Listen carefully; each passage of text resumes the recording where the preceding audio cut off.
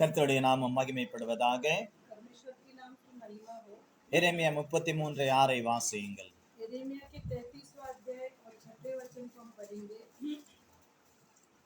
இதோ நான் அவர்களுக்கு சௌக்கியமும் ஆரோக்கியமும் வரப்பண்ணி அவர்களை குணமாக்கி அவர்களுக்கு பரிபூரண சமாதானத்தையும் சத்தியத்தையும் வெளிப்படுத்துவேன். देख मैं इस नगर का इलाज करके इसके निवासियों को चंगा करूंगा और उन पर पूरी शांति और सच्चाई प्रकट करूंगा. எரேமியா தீர்க்கதரிசியின் மூலமாக यिर्मयाह के भविष्यवक्ता के द्वारा கர்த்தர் தம்முடைய ஜனங்களுக்கு அன்றைக்கு சொன்ன ஒரு வார்த்தை, परमेश्वर ने अपने निवासियों के लिए कहा वो जो वचन है, இதோ நான் அவர்களுக்கு சௌக்கியமும் ஆரோக்கியமும் வரப்பண்ணி मैं इन लोगों को इलाज करने के लिए அவர்களை குணமாக்கி उन्हें चंगाई करूंगा, அவர்களுக்கு பரிபூர்ண சமாதானத்தையும் சத்தியத்தையும் வெளிப்படுத்துவேன் என்று சொன்னார். उन पर पूरी शांति और सच्चाई प्रकट करूंगा. இந்த வார்த்தை கடந்து வரும் பொழுது जब ये वचन उनकी ओर आया था, ஜனங்களுக்குள்ளே பலவிதமான சங்கடங்கள் காணப்பட்டது. उन लोगों के अंदर बहुत क्लेश हुआ था.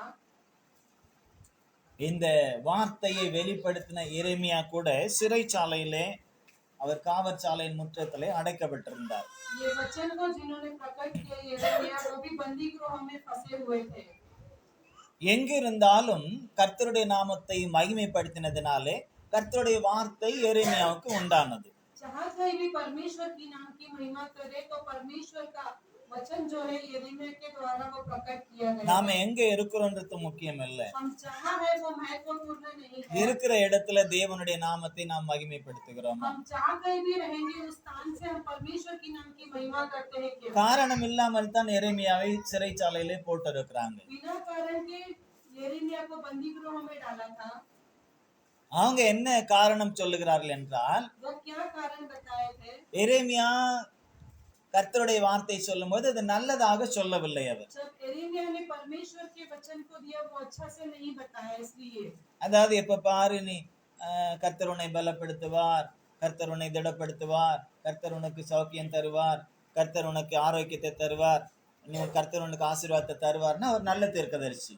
वो हमेशा परमेश्वर की भलाई करते हुए परमेश्वर तुझे चंगा करेगा, तुझे आशीर्वाद देगा करके हमेशा ऐसे बढ़ाई करेगा तो ही वो अच्छा भविष्यवक्ता माना जाएगा. கர்த்தர் உன்னை இப்போ புறஜாதி கையில ஒப்பு கொடுக்க போறார், உன்னுடைய கிரியைகள் கர்த்தர் முன்பதாக நிறைவா இல்லை, நீ பாகால்களை பின்பற்றி விக்கிரங்களை பின்பற்றி போனதுனால நீ சிறைப்பட்டு போவாய்ன்னு சொன்னா அவன் கெட்ட தீர்க்கதரிசியாய் மாறி விடுகிறான். वो लोगों को उनके पाप को प्रकट करने के लिए उनके पीछा करेगा करके वो लोगों को दर्शाएगा तो वो बुरा भविष्यवक्ता बन जाता है. ஒரே மனுஷன் தான் एक ही मनुष्य है, அவனை கர்த்தர் தீர்க்கதரிசியாய் சிறு வயது முதலே தெரிந்து கொண்டார். लेकिन परमेश्वर उन्हें बचपन से चुना है भविष्यवक्ता के रूप में. அவனுடைய வாயிலிருந்து நல்ல வார்த்தையும் வருகிறது, அதே போல சாபமான வார்த்தையும் கூட கடந்து வருகிறது. उनके मुंह से अच्छा वचन भी आता है, श्राप भी उनके मुंह से आता है. சாபமான வார்த்தைகள் மாத்திரமல்ல, எச்சரிப்பின் வார்த்தையாக தான் அது கடந்து வருகிறது. श्राप का ही नहीं, उसके बदले में चेतावनी का वचन भी आता है. அந்த எச்சரிப்பின் வார்த்தை தான் கேட்கிறவர்களுக்கு சாபத்தின் வார்த்தையை போல वो காணப்படுகிறது. चेतावनी जो है सुनने वालों के लिए वो श्राप के वचन ऐसे लगता है. அல்லேலூயா,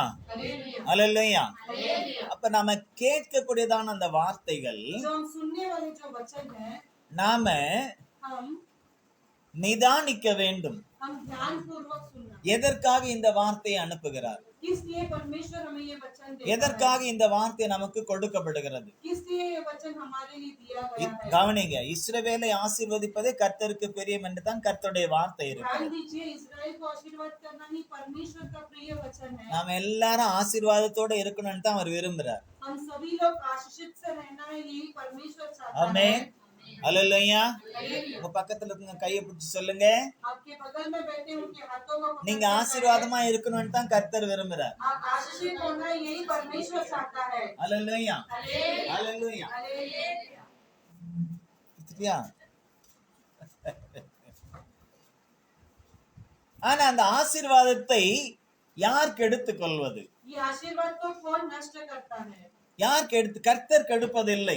परमेश्वर नहीं नष्ट करता। கர்த்தர் ஏற்கனவே எச்சரித்து பிரமாணங்களையும் கற்பனைகளையும் கட்டளைகளையும் கொடுத்திருக்கிறார். परमेश्वर ने पहले ही चेतावनी देके उसकी आज्ञा का पालन करने के लिए दिया है। நீங்க வீட்டுல போயிட்டு உபாகமம் 28வது அதிகாரத்தை முழுமையா வாசித்தீங்கன்னா உங்களுக்கு புரியும். आप घर पे जाके सुपदेशक 28 अध्याय पूरी तरह से पढ़ेंगे तो முதல் வசனத்திலிருந்து கடைசி வசனம் வரை அது ஒரு பெரிய அதிகாரம் தான். வாசியுங்கள் போயிட்டு வீட்டுல. पहले वचन से लेके अंत का वचन तक आप घर में जाके पढ़ेंगे तो आपको पता चलेगा। எந்த அதிகாரம்? कौन सा अध्याय? உபாகமம் 28வது அதிகாரம். டியூட்டனாமி 28 சாப்டர். शुभोपदेशक 28 अध्याय को आपको पढ़ना है। அதுல ஆசீர்வாதமும் இருக்கிறது. उसमें आशीर्वाद भी है। ஆசீர்வாதத்தின் வார்த்தைகள் குறைவாய் இருக்கிறது. आशीर्वाद का वचन जो है वहाँ पर कम है।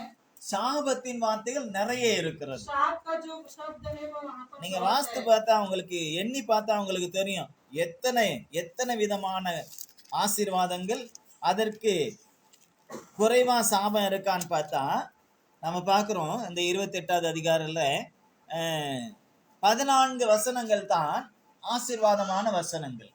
उस अध्याय में आप जब पढ़ के देखेंगे सिर्फ 14 वचन जो है वो सिर्फ आशीर्वाद के लिए ही है। 68 வசனங்கள் இருக்கிறது. அதுல 68 वचन है। 14 தான் ஆசீர்வாதமான வசனங்கள். सिर्फ 14 वचन जो है वो 14 வசனங்கள் தான் அவருடைய வார்த்தைகளை நிறைவேற்றினால் என்ன நடக்கும் என்றதான வாக்குத்தத்தம் உள்ள வசனங்கள். 14 वचन जो है परमेश्वर की इच्छा को पूरी करने के लिए वो आशीर्वाद का वचन है। மீதி இருக்கக்கூடிய बाकी का जो वचन है 68ல 14 போனா எத்தனை? 68 में 14 गया तो कितना बचेगा? Very good. 54 வசனங்கள் 54 वचन जो है அவங்க டீச்சர் நல்லா சொல்லி கொடுத்திருக்காங்க. उनका शिक्षक ने अच्छा शिक्षण அவரும் दिया है। கணக்கு நல்லா படிச்சிருக்காரு. उन्होंने भी अच्छा गिनती அதனால सीखा है। கணக்கு நல்லா போடுவார். ஜாக்கிரதையா இருக்கும். इसमें गिनती अच्छे से करेंगे आप चेतावनी से रहिए।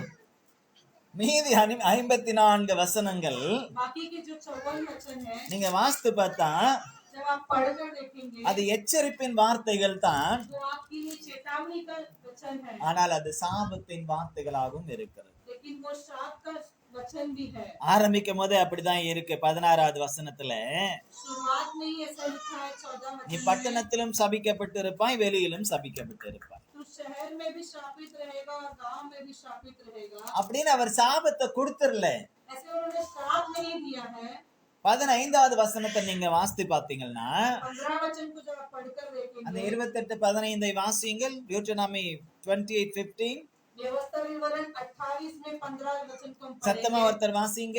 இன்று நான் உனக்கு விதிக்கிற இன்று நான் உனக்கு விதிக்கிற தேவனாகிய கர்த்தருடைய ஆ, எல்லா கற்பனைகளின்படியையும் ஆ, கட்டளைகளின்படியையும் ஆ, நடக்க கவனமாயிருக்கிறதற்கு ஆ. அவர் சத்தியத்திற்கு செவிகொடாத பூனையாகில் போவாயாகில் ஆ, இப்பொழுது சொல்லப்படும் சாபங்கள் எல்லாம் உண்மையில் வந்து உனக்கு பலிக்கும்.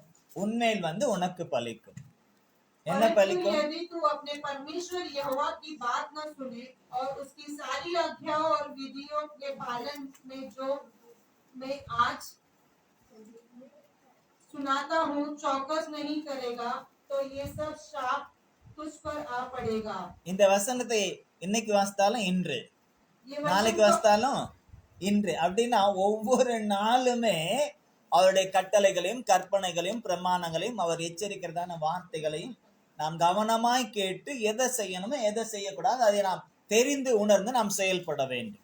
यदि आप ये वचन को आज पढ़ेंगे तो ये वचन आज के लिए लागू होगा, अगर कल पढ़ेंगे तो वो आज वही दिन के लिए लागू होगा। इसके लिए परमेश्वर की आज्ञाओं का पालन को ध्यान में रखते हुए हमें उसे उपयोग करना है। சாபத்தை பெற்றுக்கொள் என்று அவர் சொல்லல.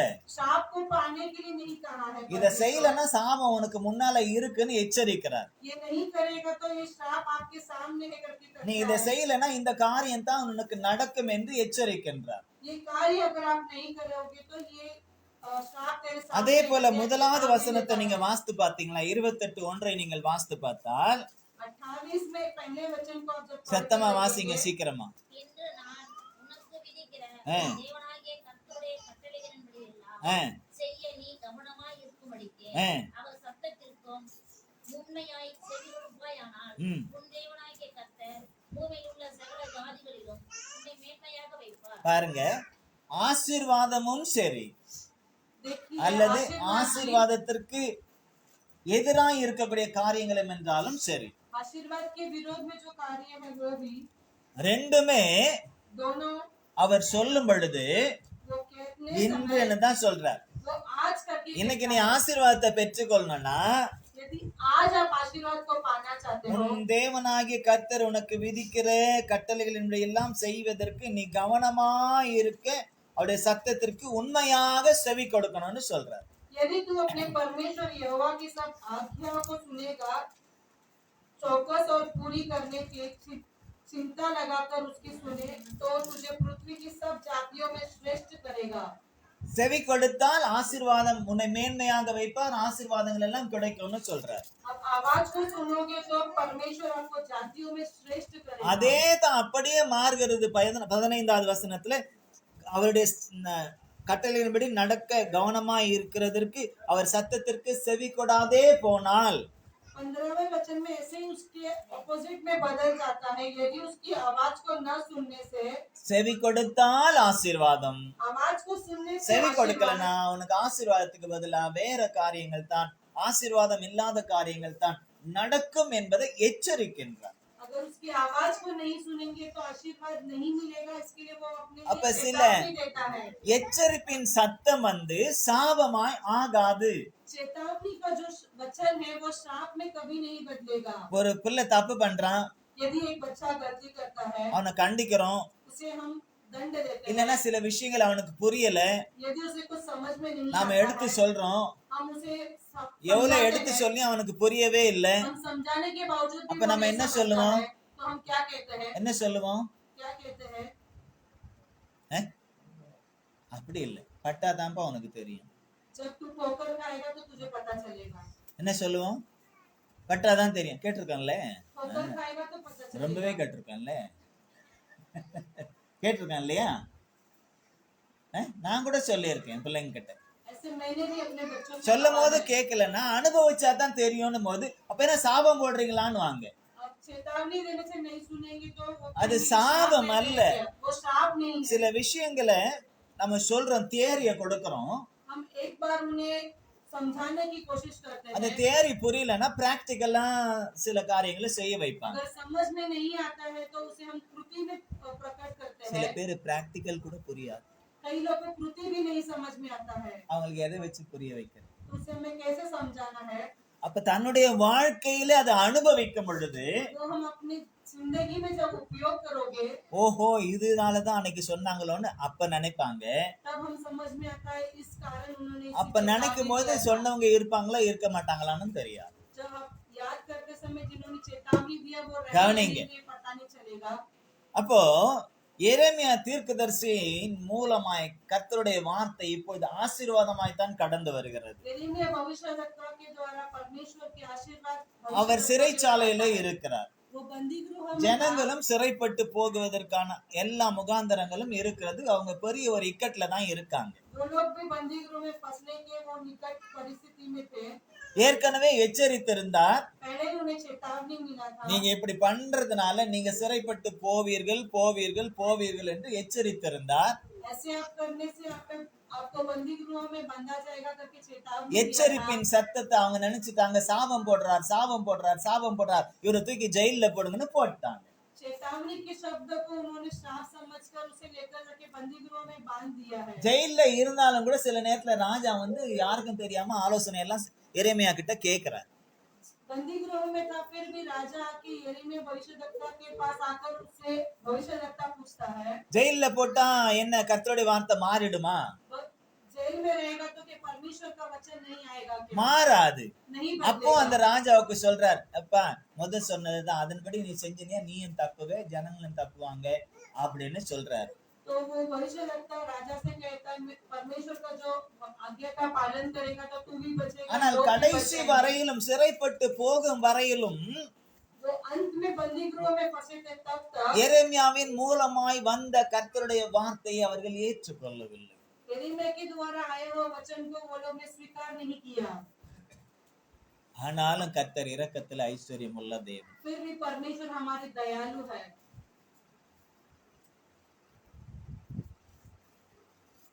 அதே 33 5வது வசனத்தை நீங்க வாசித்து பார்த்தீங்கன்னா, वही 33 में हम 5 को जब पढ़कर देखेंगे, இந்த நகரத்தின் எல்லா பொல்லாப்பு நிமித்தமும் நான் என் முகத்தை மறைத்தபடியினாலே என் கோபத்திலும் உக்கிரத்திலும் வெட்டுண்ட மனுஷ பிரேதங்களாலே அவைகளை நான் நிரப்பும்படியாகவே அவர்கள் கல்தையரோடு யுத்தம் பண்ண போகிறார்கள் என்றார்.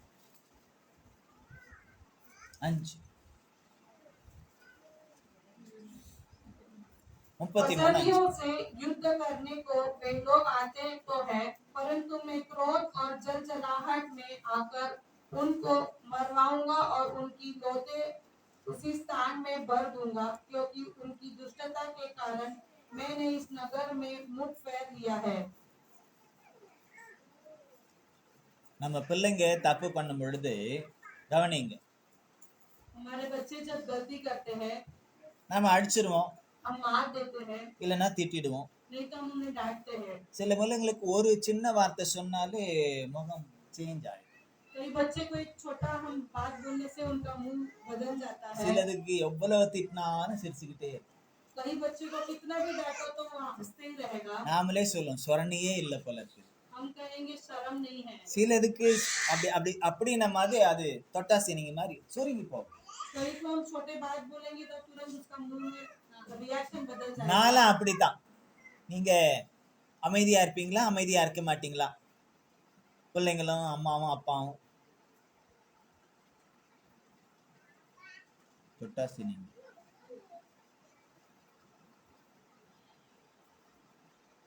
நான் கூட சின்னதுல அப்படிதான். என்ன ஒரு வார்த்தை சொல்லிடக்கூடாது. पासवान जी भी बचपन में ऐसे ही थे, अगर कोई कुछ कह देगा துக்கம் உடனே தொண்டை அடைச்சிரும். तुरंत दुख उनका गला बंद कर देगा। அதுவும் எங்க அப்பா என்ன ஒரு வார்த்தை சொல்லிடக்கூடாது. लेकिन उनके पिता अगर कुछ बोल दिया तो அம்மா சொன்னா கூட பரவாயில்ல, माँ ஆனா कुछ பெரும்பாலும் कहेंगी சொல்ல तो மாட்டாங்க. नहीं ऐसे लगता, लेकिन माँ कुछ नहीं எங்க அப்பா कहती है। வாயில இருந்து ஒரு வார்த்தை அப்படி தப்பா வந்துடக்கூடாது. लेकिन पिता के मुंह से कोई गलत शब्द नहीं आता அதனாலதான் है, சாப்பிட மாட்டேன். तो मैं गुस्से से खाना नहीं தருணா खाता, தான் சாப்பிடவே மாட்டேன். मैं खाना नहीं खाऊंगा। அந்த துக்கம் எனக்குள்ள இருந்து போற வரலும் சாப்பிட மாட்டேன். वो दुख मेरे अंदर से जब तक नहीं निकलता तब तक मैं खाना नहीं खाता हूँ। அதனால அதிகமா எதுவும் சொல்லவே மாட்டேன். इसलिए मुझे अधिक कोई कुछ नहीं कहते हैं। பெரும்பாலும் அதிகமா எந்த வம்பும் பண்ண மாட்டேன். ऐसे कुछ मैं गलत काम नहीं करता हूँ। ஏதாவது தெரியாமல் சில நேரத்துல செய்திருந்தால் ऐसे अनजान में कुछ गलती हो ஒண்ணும் जाती இல்ல, है तो அயன் பண்ண ட்ரெஸ் அயன் பண்ண சொல்லுவாரு. कपड़े को इस्त्री लगाने के लिए कहते हैं। எனக்கு நினைவு தெரிஞ்சதுல இருந்தே நான் 6th படிக்கும் போதுல இருந்து எங்க அப்பாவுக்கு அயன் பண்ணி கொடுத்துருக்கேன். मुझे याद है मैं जब 6वीं कक्षा में था, मैं तब से मेरे पिताजी के कपड़े को इस्त्री करके நீங்க देता யாருன்னா था। செஞ்சிருக்கீங்களா? कितने लोग ने ऐसे किया है? 6th படிக்கும் போது. 6वीं कक्षा में से। ஆனா பாருங்க பண்ண சொல்லுவாரு, பண்ணி கொடுப்போம். அந்த பேண்ட்ல அந்த கிரீஸ் வருது பாருங்க, லைனு. இப்பதான் அது யாரும் பெருசா இப்ப எதுவுமே ஒழுங்குன்றது பேண்ட் போடுறதுலயும் சரி சட்டை போடுறதுலயும் சரி ஒழுங்கே கிடையாது. वो पैंट में जब इस्त्री करते हैं वो बीच में एक रेक आता है। இந்த இந்த वो இந்த இப்படி सिस्टम போடும்போது अच्छा இந்த था। கிரீஸ் வருது பாருங்க, இந்த லைன் வருது பாருங்க, அது மாறக்கூடாது. वो जो इस्त्री करने के टाइम वो लाइन जो है वो बदलना नहीं है। அங்க டபுள் லைன் வந்துருச்சுன்னா वहाँ पे अगर डबल रेखा आ गया तो அடிதான் விழும். मार मिलता था। சின்ன பிள்ளை போட்டிருக்கானு கூட பார்க்க மாட்டாரு, छोटा बच्चा ने इस्त्री किया वो नहीं देखेंगे, உடனே அடி.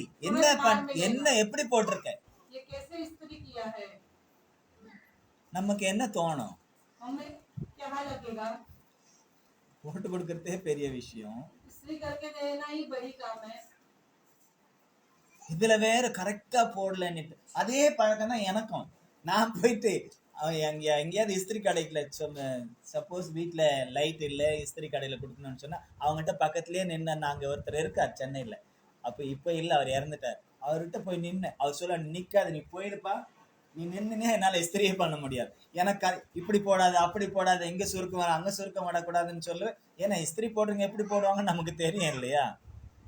आज भी मैं वैसे ही था। जब चेन्नई में मैं इस्त्री करने जाता था तो वो चाचा जी मेरे को देख के डरते थे, वो नहीं करते थे इस्त्री, बोलते तो तू चला जा, मैं फिर करके दूंगा घर। ஏன்னா தொட்டில் பழக்கம் தானே சுடுகாடு வரைக்கும் लेकिन அப்படின்னு सही से சொல்றாங்க. इस्त्री नहीं करेंगे நாம तो। எப்படி வளர்கிறோமோ அப்படிதான் காரியங்களும் இருக்கும். जैसे हम बढ़ते हैं वैसे हमारे இப்ப साथ கூட विकास என்னுடைய भी துணி बढ़ता நான் है। யாருக்கிட்டையும் பெரும்பாலும் இஸ்திரி பண்றதுக்கு கொடுக்கறது கிடையாது. मैं आज किसके पास भी इस्त्री करने नहीं देता हूँ। பெரும்பாலும் நானே பண்ணி मैं अपने खुद से कर लेता நான் हूँ, தான் பண்றேன். नहीं करता எனக்கேன்னு हूँ। இதுவரையிலும் பண்ணி யாரும் கொடுக்கல. मेरे लिए கென்னடி इस्त्री இருந்தபோது करने कोई नहीं பண்ணோம். देता है। கென்னடி भाई இருந்தபோது कैनेडियन है, वो பண்ணோம். करके देते थे। அது கூட தூக்கி போட்டுரும். உங்களுக்கு பண்ணவே முடியாது போங்க அப்படின்னு. वो भी मेरे कपड़ा फेंक देगा, कहेगा कि नहीं जमता है तुम्हारे कपड़े इस्त्री के लिए। அப்போ நல்லது செய்தும் கூட சில நேரத்துல அடிபட்டிருக்கும். कई समय हम अच्छा कार्य करते फिर भी அதை मार சரியான खाते முறையில हैं। செய்யலன்னுட்டு वो सही तरीके से नहीं किया बोल के मार खाते गए। ஒரு முறை அவருக்கு கொஞ்சம் காலில் அடிபட்டுருதுன்னு சொல்லிட்டு கம்பெனில இருந்து சைக்கிள்ல கூப்பிட்டு வர்றதுக்கு வர சொன்னாரு. நானும் சைக்கிள் எடுத்துட்டு, அவர் இந்த சைக்கிள் தான், அதுல பின்னால உட்காந்தாரு. எப்போதும் உட்கார மாதிரி இல்லாம அவர் வேறு எதிர் திசையில உட்காந்தாரு. எனக்கு பேலன்ஸ் பண்ண முடியல. एक बार पिताजी के पैर में चोट लग गया था, वो बोले कंपनी से निकलने के टाइम मुझे बुलाने के लिए आना। அப்போ ஒரு उनका साइकिल டர்னிங்ல लेके गया திரும்பும் था போது बुलाने। கொஞ்சம் சைக்கிள் அடிச்சு அவர் ஊற மாதிரி போயிட்டார். एक टर्निंग में वो ऐसे उनके बैलेंस नहीं हुआ, वो गिरने से संभावना ஆனா हुआ। அவர் விழல, वो नहीं गिरे, பதிலா எனக்கு அடி விழுந்தது. उसके बदले में मुझे मार मिला। ஒழுங்கா ஓட்ட தெரியாது, सही से नहीं चला पाता है क्या? இப்படி தாங்க வளர்ந்தோம். ऐसे ही हमारी बचपन में बढ़ोतरी हुई थी। இது நன்மைன்னு நினைக்கிறீங்களா தீமைன்னு நினைக்கிறீங்களா? ये भलाई समझते அந்த हो, நேரத்துல அது தீமையாய் தான் இருந்தது. उस समय वो बुराई था। ஆனா இப்ப நினைக்கும் பொழுது यदि अभी हम எல்லா सोचते हैं, சூழ்நிலையிலும் நாம் சரியாய் இருக்க வேண்டும் என்று தான் நம்முடைய பெற்றோர்கள் நினைக்கிறார். हर स्थिति में हम सही रहना है करके हमारे माँ बाप सोचते हैं। உலக பிரகாரமான பெற்றோர்களே நாம் சரியான எல்லா சூழ்நிலையிலும் சரியானபடி நடக்க வேண்டும் என்பதற்காக நம்மளை சிக்ஷிக்கும் பொழுது इस संसार के माँ बाप भी जब सोचते हैं हमारे बच्चे सही रास्ते में चलना है करके, அவர் அடிச்சாலும் பரவாயில்ல, वो मारेंगे तो भी அவர் चलेगा, திட்டினாலும் பரவாயில்ல, वो डांटेंगे तो भी चलेगा, மத்தவங்க யாராவது ஒண்ணு சொன்னா அவங்களுக்கு அற விழும். लेकिन दूसरे कोई बोलेंगे तो उन्हें मार मिलेगा। யார் பிள்ளையை பார்த்து யார் என்ன பேசுறது? इसके बच्चे को देखकर आप क्या कहते हो? இதையும் கண்கூடாய் பார்த்திருக்கிறேன். ये भी मैंने अपनी नजरों में देखा है। யாருகிட்டையும் விட்டு கொடுக்க மாட்டார். किसके भी सामने नहीं, உறவுகள் மத்தியிலும் விட்டு கொடுக்க மாட்டார். रिश्तों के बीच में भी नहीं, நண்பர்கள் மத்தியில விட்டு கொடுக்க மாட்டார். दोस्तों के बीच में भी नहीं छोड़ते हैं। நான் கண்டிப்பேன், मैं अपने बच्चे को शिक्षा மற்றவர்கள் दे யாரும் सकता கையை हूँ, நீட்டக்கூடாது என்றுவார். बाकी कोई मेरे बच्चे को शिक्षा नहीं அதை दे सकता। போலத்தான் நம்முடைய பரம தகப்பனும். वैसे ही हमारा அல்லேலூயா. वैसे ही அவர் है। எச்சரிக்கின்றார், तो हमें चेतावनी देता है, அவர் எச்சரிக்கின்றார். वो चेतावनी देता है। எதற்காக எச்சரிக்கின்றார்? वो किस लिए चेतावनी சாபத்தை देता है? பெற்றுக்கொள் என்பதற்காக அல்ல,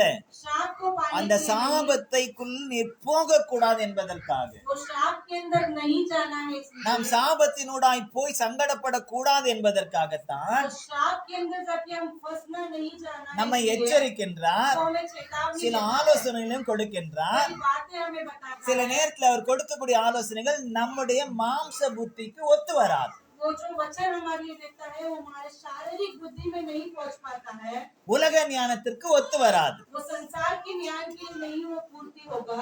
நாம சங்கீதத்துல கூட வாசித்தோம். हम वचन संहिता में भी पढ़े थे, 111வது சங்கீதத்துல கடைசி வசனம் என்ன வாசித்தோம்? वचन संहिता 111 अंत के वचन में हम क्या पढ़े थे? வாசிங்க மறுபடியும். சாம் 111 லாஸ்ட். கர்த்தருக்கு பயப்படுதலே ஞானத்தின் ஆரம்பம். என்னது? கர்த்தருக்கு பயப்படுதலே. கர்த்தருக்கு இந்த வார்த்தையை நாம் எவ்வளவு ஈஸியா எப்படி எல்லாம் உட்காந்துட்டு வாசித்தரோம். ஆனா யூதர்கள் அதை வாசிக்கும் பொழுது, பிரதான ஆசிரியர்கள் அதை வாசிக்கும் பொழுது அவங்க எப்படி வாசிப்பாங்களாம் தெரியுமா? அந்த கர்த்தர் அல்லது யெகோவா என்று வரக்கூடிய அந்த இடத்துல வாசிப்பதற்கு முன்பதாக வாயில தண்ணி எடுத்து வாயை கொப்பளிச்சுட்டு அது ஒரு எடுத்து துப்பிட்டு அதுக்கப்புறம் கர்த்தர் என்ற வார்த்தையை பயன்படுத்துவார்கள்.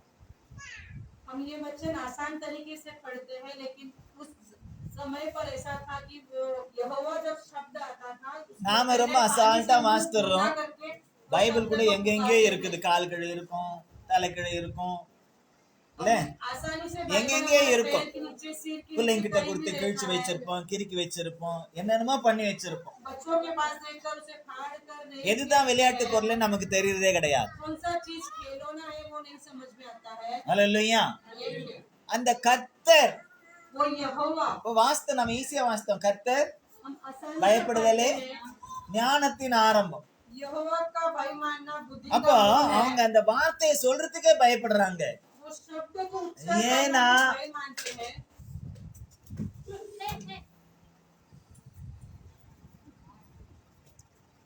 ஏன்னா कारण क्या है? ரெண்டு பேரும் அவங்க அவங்க பிள்ளைய பிடிச்சி வச்சுக்கோங்க, வேற எங்கேயும் விடக்கூடாது, நீங்களும் எங்கேயும் போகக்கூடாது, பிடிச்சி வச்சுக்க.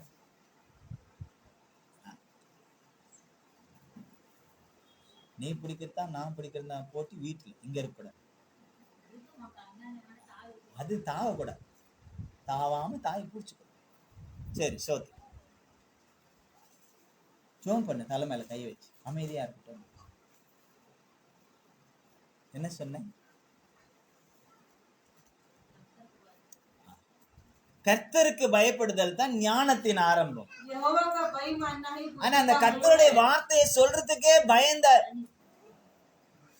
கர்த்தருடைய பிள்ளைகள் இருந்தார்கள். यहोवा का नाम लेने के लिए परमेश्वर இன்னைக்கு के ஈஸியா बच्चे हैं। சொல்லிடுறோம், आज हम आसान तौर से बोलते இன்னைக்கு हैं, ஈஸியா சொல்லிடுறோம். आसानी से बोलते हैं। அன்றைக்கு அவர்கள் அந்த பழைய ஏற்பாட்டை வாசிக்கும் பொழுது கர்த்தர் அல்லது யெகோவா என்ற அந்த வார்த்தை வரும் பொழுது அவங்க அந்த அளவுக்கு வாயிலிருந்து அந்த கொஞ்ச நேரத்துல கூட ஏதாவது தப்பு வந்துடக்கூடாதுன்றதுக்காக என்ன செய்வாங்களாம், வாயை தண்ணி விட்டு கழுவி துப்பிட்டு அதுக்கப்புறம் அந்த வார்த்தையை படிப்பார்கள். पुराने नियम में यहोवा करके जहाँ कई शब्द आता था वो पानी से अपने मुंह को गोलना करने के बाद ही वो यहोवा शब्द का उच्चार करते ஒரு थे। 10 வசனம் வாசிக்கிறாங்க, 10 இடத்துல வாசிக்க கூட அந்த கொஞ்ச நேரத்துல 10 இடத்துல கர்த்தர் கர்த்தர் வந்தா யெகோவா யெகோவான்னு வந்தா ஒவ்வொரு முறையும் வாயை கொப்பளிப்பாங்க. 10 वचन के अंदर 10 बार यहोवा आएगा तो 10 बार अपने मुंह को गोलना करेंगे। நீங்க நினைக்கலாம் வாயை கொப்பளிச்சுட்டா பரிசுத்தமா அப்படின்னு, இப்ப இருக்கிறவங்க கேட்கலாம். अभी के लोग सोच सकते हैं कि मुंह गोलना करने से क्या पवित्र बन जाएगा क्या? இருதயத்துல அந்த பயம் இருக்கிறதுனாலதான் அது கடந்து வருது. वो हृदय के अंदर उनका डर है, इसके लिए वो क्रिया में आमेन। बदलता है। கர்த்தருக்கு பயப்படுதல் தான் ஞானத்தினுடைய ஆரம்பமே. यहोवा का भय मानना ही बुद्धि का मूल है। அல்லேலூயா அல்லேலூயா அல்லேலூயா. இப்ப ஞானம் இருக்கணும்னா யாருக்கு பயப்படணும்? यदि आपके अंदर बुद्धि होना है तो हम किसको डरना है? கர்த்தருக்கு எப்படி பயப்படணும்? परमेश्वर को कैसे डरना है? பொண்ணை குத்திடுவாரு, जो हमारे आँख को नोच देगा, காதை தீரி விடுவாரு, जो हमारे कान को पीट के மூக்கு निकालेगा, அறுத்துருவாரு, नाक काट देगा, பல்ல உடைச்சிருவாரு हमारे दांत तोड़ देगा। அப்படி எங்கேயாவது சொல்லி இருக்காரா? ऐसे किधर कहा है क्या? இல்ல. नहीं। அடி உண்டு, मार मिलेगा, அது எப்படி அடிப்பாருன்னு நமக்கும் தெரியாது, அவருக்கு தெரியும். वो कैसे मारेंगे हम भी नहीं जानते, वो परमेश्वर भी नहीं जानता है। அது சரியான நேரத்துல சரியானதை கொடுப்பார். लेकिन सही समय पर परमेश्वर सही रीति से देगा। நாம் ஞானமுள்ளவர்களா இருக்க வேண்டும் என்றால் கர்த்தருக்கு பயப்பட வேண்டும். हम बुद्धिमान रहना है तो परमेश्वर की பயப்படுறதுனா என்ன? அவருடைய கட்டளைகளை கைக்கொள்வதிலே डर का मतलब है आज्ञा का पालन करना, கவனமாய் இருக்க வேண்டும். ध्यान पूर्वक रहना। ஆமென் हमें அல்லேலூயா. हालेलुया। கவனமாய் இருக்கணும், ध्यान पूर्वक रहना है, செவி கொடுக்கணும், ध्यान देना है, உண்மையாய் செவி கொடுக்கணும், सच्चाई से सुनना है, உண்மையா செய்யணும். सच्चाई से करना है। மனுஷன் பார்ப்பதற்காக அல்ல, मनुष्य देखता है इसलिए நாம எங்க இருந்தாலும் हम जहाँ कहीं रहेगा கர்த்தர் பார்க்கிறார் என்பதற்காக, परमेश्वर हमें देखता है। கர்த்தர் பார்க்கிறார் என்பதற்காக परमेश्वर की निगरानी में எங்க इसलिए இருந்தாலும், जहाँ कहीं भी हो, வீட்ல இருந்தாலும் சரி, यदि आप घर पर हो ரோட்ல இருந்தாலும் சரி, या आप रास्ते पर हो ஆபீஸ்ல இருந்தாலும் சரி, या ऑफिस में हो, தனியா ரூம்ல இருந்தாலும் சரி, आप व्यक्तिगत अपने कमरे में हो, இருட்டான அறையில இருந்தாலும் சரி, अंधेरे कमरे में हो, எங்க இருந்தாலும் கர்த்தர் பார்க்கிறார் என்பதை அறிந்து அவருக்கு பயப்படுவோம் என்று சொன்னால் பாவம் நம்மை அணுகாது. जहाँ कहीं भी हो, आप परमेश्वर की निगरानी में आप ये महसूस கர்த்தருக்கு करें तो விரோதமாய் पाप கிரியை आपके செய்யாமல் जीवन में இருப்போம். नहीं आएगा। கர்த்தருக்கு விரோதமாய் கிரியை செய்யாமல் இருப்போம். हम परमेश्वर की विरोध कार्य नहीं कर पाएंगे। அல்லேலூயா हालेलुया, அல்லேலூயா हालेलुया, அல்லேலூயா. हालेलुया। அப்ப நாம நமக்கு 10 கற்பனையில ஒரு கற்பனை சொல்லப்பட்டிருக்குது, உன் தேவனுடைய நாமத்தை வீணிலே வழங்காது இருப்பாய். 10 आज्ञा से एक आज्ञा कहा है कि அப்ப परमेश्वर கர்த்தருடைய के அந்த कुछ நாமத்தை नहीं है। சொல்றதுக்கு நாம ரொம்ப கேர்ஃபுல்லா இருக்கணும். परमेश्वर के नाम को उच्चार करना भी बहुत महत्वपूर्ण அதே போல है। சத்தியம் काम से பண்ணக்கூடாதுன்னு சொல்றார். उसमें हम सत्य कसम नहीं சத்தியமா खाना है, कसम से करके नहीं। இங்க கையை வச்சு சொல்லுவாங்க, மா கசம். गले पे हाथ रख कर कहेंगे कि माँ कसम। அம்மா மேல சத்தியமாவாது. माँ के ऊपर कसम है क्या वो? சில பேருக்கு சத்தியம் பண்றது சக்கரை பொங்கல் மாதிரி. कई लोगों को कसम खाना वो मीठा कुछ खाने के समान है। ஒரு பொய்யை மறைக்கிறதுக்கு மறுபடியும் மறுபடியும் மறுபடியும் சக்கரை பொங்கல்ல போட்டு ஸ்வீட் இருக்குதான்னு போட்டு போட்டு கலர்றாங்க. அந்த மாதிரி ஒண்ணு மறைக்கிறதுக்கு இன்னும் இன்னும் இன்னும் இன்னொன்ட்டு அது ரொம்ப ஸ்வீட்டா இருக்கும் அவங்களுக்கு பொய் சொல்றது. एक झूठ छुपाने के लिए जितना मीठा को चख के देखते हैं वैसे हर एक बार वो झूठ को ஆனா அது छुपाने के लिए சொல்லும் போது देखते हैं। இனிமையா இருக்கு, ஆனா அது பாய்சன்னு தெரிய மாட்டேங்குது. लेकिन कहने से वो आसान है लेकिन वो विष भरा शब्द है। உண்மை கசப்பா இருக்கும், सच्चाई जो है वो कड़वा लगेगा, உண்மையை சொன்னா கசப்பா இருக்குங்க, जो सच्चाई कहने से वो பொய் लोगों சொன்னா को இனிமையா இருக்கும். और झूठ बोलेगा तो वो मीठा ஆனா ரொம்ப लगेगा। நாளைக்கு அந்த பொய் நிலைக்காது. बहुत दिन तक वो झूठ नहीं அது என்ன रहेगा, ஸ்வீட் பாய்சன் மாதிரி, क्योंकि वो मीठा जहरीला है, அது நம்மளை கொன்னுடும். वो हमें ஆனா हानिकारक है। கசப்பு காப்பாற்றும். जो कड़वा है वो हमारे लिए जिंदगी देने அல்ல உண்மை கசப்பா தான் இருக்கும். इसलिए सच्चाई जो है वो कड़वाहट रहेगा। இப்போ உதாரணத்துக்கு उदाहरण के लिए வீட்டு சாப்பாட்டுக்கும் घर के भोजन को ஹோட்டல் சாப்பாட்டுக்கும் होटल के भोजन से வித்தியாசம் என்ன? क्या फर्क है? ஹோட்டல்ல யார் யார் சாப்பிட்டுருக்கீங்க? होटल में कौन कौन खाते हैं? கையை தூக்கலாம், பயப்படாம. நான்லாம் வந்து கூட்டின்னு போங்கலாம் சொல்ல மாட்டேன். சாப்பிட்டுருக்கீங்க இல்லையா? ஹோட்டல் அவர் இல்லாத போனார். சரி சோத்திரம். சரி, ஹோட்டல் சாப்பாட்டுக்கும் வீட்டு சாப்பாட்டுக்கும் ஒரு வித்தியாசம் சொல்லு. घर का खाना और होटल के खाने में சொல்லு क्या சொல்லு फर्क சொல்லு बताओ? சொல்லு. நான் ஒன்றும் தப்பா எதுவும் இது பண்ண மாட்டேன், சொல்ல மாட்டேன். சொல்லு, சீக்கிரம் சொல்லு. வீட்டு சாப்பாட்டுக்கும் ஹோட்டல் சாப்பாட்டுக்கும் ஒரு வித்தியாசம். घर के खाना और होटल के खाना ஹோட்டல் சாப்பாடு நல்லா இருக்கும், வீட்டு சாப்பாடு நல்லா இருக்காது. சரி சோத்திரம். அப்படியே இந்த பக்கம் பாருப்பா. ஹோட்டல் சாப்பாட்டுக்கும் வீட்டு சாப்பாட்டுக்கும் ஒரு வித்தியாசம் சொல்லு. வீட்டுல சாப்பிட்டா காசு கொடுக்க வேண்டியது, ஏற்கனவே கொடுத்து வச்சிருக்கிறதுனால. சரி சோத்திரம். சரி சரி, அப்படியே அங்க போறாங்க, பாஸ்டர் மகிட்டையும் போறேன். நீங்க சொல்லுங்க, ஹோட்டல் சாப்பாட்டுக்கும் வீட்டு சாப்பாட்டுக்கும். சீக்கிரம் சீக்கிரம்.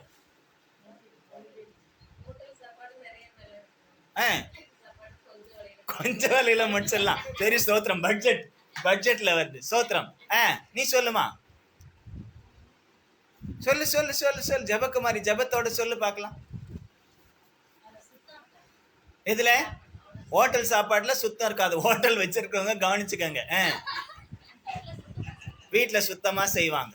சரி சோத்திரம். நீங்க சொல்லுங்கம்மா, வயசானவங்க, உங்களுக்கு நிறைய அனுபவம் இருக்கும். நீங்க சொல்லுங்க, ஹோட்டல் கூட வச்சிருக்கீங்க. பிடிக்காதியா? நான் ஹோட்டல் வச்சிருந்தா ஹோட்டல் சாப்பாடு எனக்கு பிடிக்காத. இல்ல, அதுக்கு வித்தியாசம் சொல்லுங்க. ஏன், காரணம் என்ன?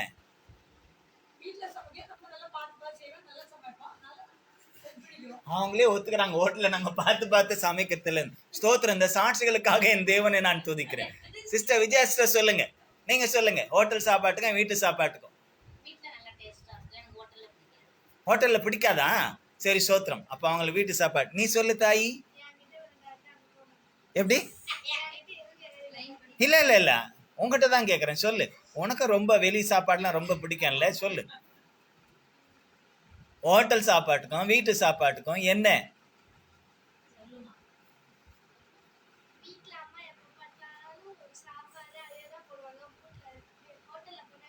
கொஞ்சம் வெரைட்டியா இருக்கலாம். ஓ ஓகே, வெரைட்டி ஃபுட். என்னம்மா? இல்ல இல்ல, முன்னாடி இருந்து அப்படியே வரேன், இப்படியே வரேன் நான். யோசித்து வைக்கிறியா? சீக்கிரம் சீக்கிரம் சீக்கிரம் சீக்கிரம் சீக்கிரம் சீக்கிரம் சொல்லு சொல்லு சொல்லு சொல்லு. ஹோட்டல் சாப்பாட்டுக்கும் வீட்டு சாப்பாட்டுக்கும் வித்தியாசம். ஒரு சின்ன எக்ஸாம்பிள் தான்.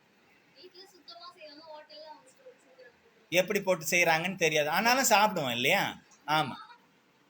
ரூத் சொல்லு சொல்லு சொல்லு. பரவாயில்ல சொல்லு, தமிழ் இல்லைன்னா ஹிந்திலேயே சொல்லு, பரவாயில்ல.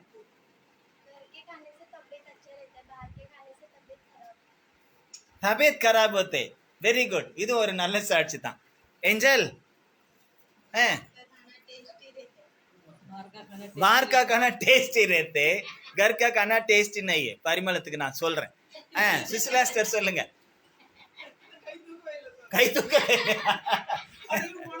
ஹோட்டலுக்கு போனதல்ல, நான் சாப்பிட்டதும் இல்லை, அதனால எனக்கு அனுபவம் தெரியாது. பூக்கே பூக்கே பார்க்கே பூக்கேன்னா நீ சொல்லு தாய்.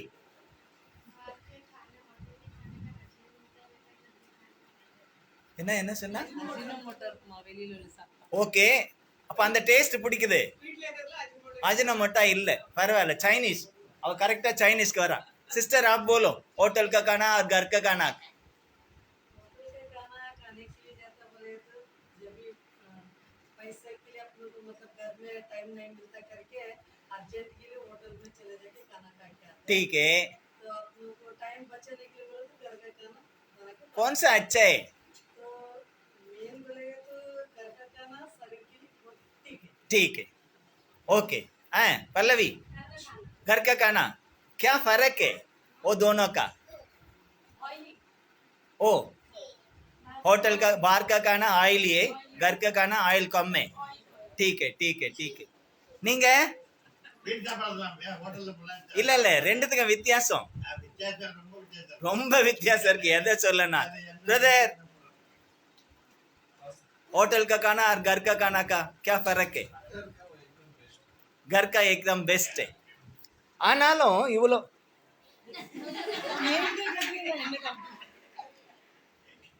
आप अपनी कैमरा पे चल நானும் சொல்லுவேன்ல. சரி, சோத்திரம். இத்தனை இவ்வளோ நாம கேட்டிருக்கோம். ஒரு எக்ஸாம்பிள், ये उदाहरण हम केवल अभी सुने हैं. நமக்கே தெரியுது பெரும்பாலும் ஹோட்டல்ல நமக்கு வந்து நல்லது இல்லைன்னு நமக்கு தெரியுது. हम जानते हैं कि होटल में खाना अच्छा नहीं அந்த है. சகோதரி ஒரு பாயிண்ட் சொன்னாங்க, அர்ஜென்ட்டுக்கு ஏதோ முடியலை, கடை ஏதோ சூழ்நிலை சரியில்லை அப்படின்னா ஏதோ வெளியில இருந்து வாங்கி சாப்பிடலாம் அப்படின்றதுல அவங்க சொன்னாங்க ஓகே. बहन ने एक तारीफ बताया, अर्जेंट में कोई ஆனா சில பேருக்கெல்லாம் டெய்லி खा வேணும். सकते हैं, ठीक है, लेकिन कई लोग सोचते हैं कि हर रोज நான் खाना है. யாரையும் சொல்லு, சில பேருக்குன்னு சொல்லு, मैं सबके लिए नहीं, कई लोगों के लिए मैंने कहा. டெய்லி வேணும். ஆனா அது எந்த அளவுக்கு, அவளே சொல்லிட்டா அதுல அஜினோமோட்டோ இருக்கு. उसने भी कहा कि उसमें अजीनोमोटो मिलाया है. அது டேஸ்ட கொடுக்குது. वो टेस्ट ही देता இன்னைக்கு है. பெரும்பாலும் சைனீஸ் டேஸ்ட் தான் இந்தியனுக்கு ஒட்டிக்கிச்சு. लेकिन हम भारतीय लोगों को चाइनीज खाना का टेस्ट பேருக்கு இந்தியன், हम नाम के लिए भारतीय ஆனா हैं, சாப்பிடுறது சைனாக்காரன். लेकिन हम खाना जो खाते हैं वो चाइना खाना खाते हैं. டேஸ்ட் ஏதோ அதுல இருக்கிறது நமக்கு பிடிச்சு போயிருக்கு. जो टेस्ट है वो हमें पसंद आने लगा. ஆனா कारण வெளியில போயிட்டு பாருங்களேன், ஃபாரின்ல எல்லாம் நீங்க போயிட்டு பாத்தீங்கன்னா फॉरेन में जब आप जाकर देखोगे, நம்ம உணவு தான் பெஸ்ட்ங்கிறான். अपना भारतीय அதுவும் भोजन ही இந்திய best உணவுல होता है. தமிழ் உணவு தான் பெஸ்ட்ங்கிறான். भारतीय में केवल तमिल लोगों का भोजन அதுல தான் best है. எல்லா விதமான சுவையும் இருக்குன்றான். उसी के अंदर सब प्रकार का स्वाद है करके कहता है. அல்லேலூயா हालेलुया. அல்லேலூயா. हालेलुया. ஆனா लेकिन ஹோட்டல்ல சாப்பிட்றதுக்கும் होटल में खाना, வீட்டுல சாப்பிட்றதுக்கும் घर में खाना, இன்னும் சில நீங்க சில விஷயங்களை நீங்க தெரிஞ்சுக்கலாம். बहुत लोग ने कुछ कार्य नहीं बताया. ஹோட்டல்ல போய் சாப்பிட்றீங்கன்னு வைங்களேன், होटल में जाके खाते हैं तो கவனிங்க, கொஞ்ச நேரம் வெயிட் பண்ணும். आपको थोड़ी देर इंतजार करना पड़ता है.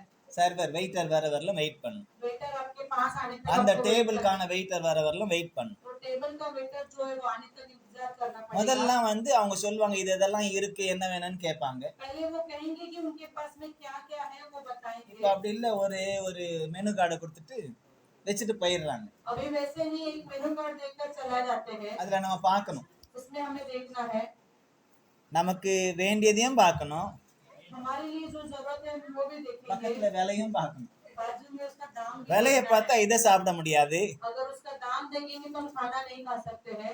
இதை பார்த்தா அதை சாப்பிட முடியாது. अगर खाना देखेंगे तो दाम नहीं दे सकते हैं. அதுல முதல்ல நமக்கு ஒரு அடி விழும். उसमें हमारे लिए एक बड़ा मार அடுத்து मिलेगा. அவன் வந்து நிற்பான், वो दूसरी आके खड़ा रहेगा. ஏதாவது கொஞ்சம் குறைஞ்சதை சொல்லணும்னு பார்த்தா அவன் முகத்தை பார்த்து சொல்றதுக்கும் கொஞ்சம் வெக்கமா இருக்கும். कम बजट का हम बोलने जाएंगे तो उसके चेहरे की तरफ हमें देखना டிப் டாப்பா पड़ेगा. போயிருப்போம், हम एकदम पॉज से ஆனா पहले பாக்கெட்டு होकर டிப் டாப்பா இருக்காது. लेकिन हमारा जेब जो है वो भरा नहीं रहेगा. அவங்ககிட்ட எதை சொல்ல, उसके बाद हमें क्या कहना है. இருக்கிறதுக்கு தகுந்த மாதிரி ஆர்டர் பண்ணனா எல்லா கூட 2-3 பேரை குடும்பத்துல அவங்க கூட்டு பண்ணா எல்லாரும் மூஞ்சியும் பார்க்கணும். जो है उसके लिए हम देखेंगे तो साथीदार का भी हिसाब लगाना ஒன்னு पड़ेगा. ஒன்னு ஒவ்வொரு மாதிரி நிற்கும். हर एक लोग अलग अलग तरीके से बोलेंगे. ஆனா பாக்கெட்டு எல்லாரும் மாதிரியும் நிக்காது, அது ஒரே மாதிரி தான் இருக்கும். लेकिन हमारे जेब में जो है वो सबकी अलग अलग हिसाब से नहीं रहेगा, वो एक ही तरीके से இப்போ रहेगा। முதல்ல அங்க கணக்கு போட வேண்டி இருக்கு. पहले हमें हिसाब लगाना पड़ता பட்ஜெட் है, நம்ம பட்ஜெட்டுக்கு ஒத்து வருமா இவங்க वो வைக்கிறது? हमारे बजट में वो बैठेगा या சரி, नहीं। ஓகே. அடுத்து நாம பாக்குறோம், ஆர்டர் பண்றோம், दूसरी बात हम ऑर्डर कर देते हैं, வெயிட் பண்ணணும், इंतजार करना पड़ता है, வெயிட் பண்ணணும், इंतजार करना है, வெயிட் பண்ற வரலும் காத்துன்னு இருக்கணும். इंतजार करने के लिए हमें वहाँ पे शांति से இப்ப அதை बैठना வெயிட் पड़ेगा। பண்றதுக்கு கூட காத்து இருக்க கூடாதுன்றதுக்காக முதல்ல ஸ்டார்டர்னு கொடுக்குறாங்க. वो इंतजार करना नहीं चाहिए करके अभी पहले स्टार्टर சும்மா ஏன் வெயிட் பண்றீங்க? முதல்ல எடுத்ததுமே ஏதாவது ஒண்ணு ஸ்டார்ட் பண்ணுங்க, சூப் கொடுங்க. ऐसे क्यों इंतजार कर रहे हो आप? அதுல கூட variety இருக்குது. सूप में भी वैरायटी है। பண்றது போய் பார்த்தா குடிக்க முடியாது. जैसे बना के वो देखेंगे तो हम पी नहीं सकेंगे, அதே சூப் எங்க வச்சு கொடுத்தா குடிக்க மாட்டாங்க. वही सूप हम घर में बना के देंगे तो नहीं पिएंगे। வேற வழி இல்லாம சரி அது கொஞ்சம் கொஞ்சமா ஒவ்வொரு ஸ்பூனா குடிச்சுக்கிட்டு இருக்கோம். हम दूसरा रास्ता नहीं, हम एक एक चम्मच लेके सूप पीते रहेंगे। இன்னைக்கு ஹோட்டலுடைய நிலவரம் அப்படிதான் இருக்கு. आज होटल का स्थिति वैसा ही है। அதுக்கப்புறம் திரும்பி வெயிட் பண்ணணும். उसके बाद फिर हमें इंतजार அதுக்கப்புறம் करना கொண்டு है। வந்து வைக்கிறான்னு வைங்களேன், उसके बाद हमारे ऑर्डर जो है वो आपके सामने रख देगा, வச்சுட்டு பக்கத்துலயா இருப்பான் அவன்? वो रखकर बगल में रहेगा ஹலோ, क्या? பக்கத்துலயா இருப்பான்? क्या वो हमारे बगल में रहेगा क्या? அவன் போயிடுவான் வேற டேபிள பாக்கிறதுக்கு. वो चला जाएगा दूसरे இப்ப टेबल ஏதாவது पे। தேவைன்னா என்ன செய்யணும் நாம? हमें कुछ கவனிங்க. जरूरत है तो हमें क्या करना வீட்டுக்கும் है? ஹோட்டலுக்கும் என்ன ஃபரக்ன்றத கவனிங்க. घर का और होटल में क्या फर्क है? இப்ப என்ன ध्यान செய்யணும்? रखिए। ஏதாவது தேவைன்னா என்ன செய்யணும்? तो हमें जरूरत है तो அங்க क्या நிறைய करना है? சர்வர் இருப்பான், நிறைய பேர் இருப்பாங்க. वहाँ बहुत वेटर நம்ம रहेंगे। டேபிளுக்கு வந்தவன் யாருன்னு முதல்ல தேடணும். நம்ம சாப்பிடுறத விட்டுட்டு தேடணும். हमारे टेबल में कौन आया था वो खाना खाने का छोड़ के उसे ढूंढना पड़ेगा। அதுக்கப்புறம் அவனை கூப்பிடணும். उसके बाद हमें उसे बुलाना पड़ेगा। கூப்பிட்டு எப்ப கொஞ்சம் சாம்பார் கொண்டா बुलाने के बाद बोलेगा थोड़ा கொண்டு सामान வந்து வச்சுட்டு दीजिए। போயிடும். वो लाकर देकर चला जाएगा। ஒரு முறைன்னா அவன் சந்தோஷமா வச்சுட்டு போவான். एक बार बोलेंगे तो वो खुशी से ரெண்டாவது முறை चला जाएगा। அப்ப கொஞ்சம் दूसरी बार சட்னி கொண்டானா மூஞ்சி கொஞ்சம் மாறும். चटनी तो बोलेगा तो उसका रिएक्शन बदल இன்னும் जाएगा। கொஞ்சம் பொரியல் கொண்டானா இன்னும் கொஞ்சம் மூஞ்சி थोड़ा மாறும். सब्जी तो बोलेगा तो और वो ஓயாம கேட்டுக்கிட்டு இருந்தா எப்பதான் முடிப்பான்னு தெரியலன்னு அவனே பார்ப்பான். बार बार मांगने से वो सोचेगा ये लोग तो खत्म करेंगे। ஒவ்வொரு காரியத்துக்கும் நம்ம கூப்பிட்டு கூப்பிட்டு என்ன செய்ய வேண்டியிருக்கு? हर एक कार्य के लिए हमें उन्हें बुलाना पड़ता है। ஹோட்டல்ல சாப்பிட வேண்டியிருக்கு. ऐसे ஆனா बुलाकर வீட்ல खाना पड़ता है। எப்படி? घर पे कैसा है? வீட்டு சாப்பாடுனா எப்படி? घर का भोजन कैसा है?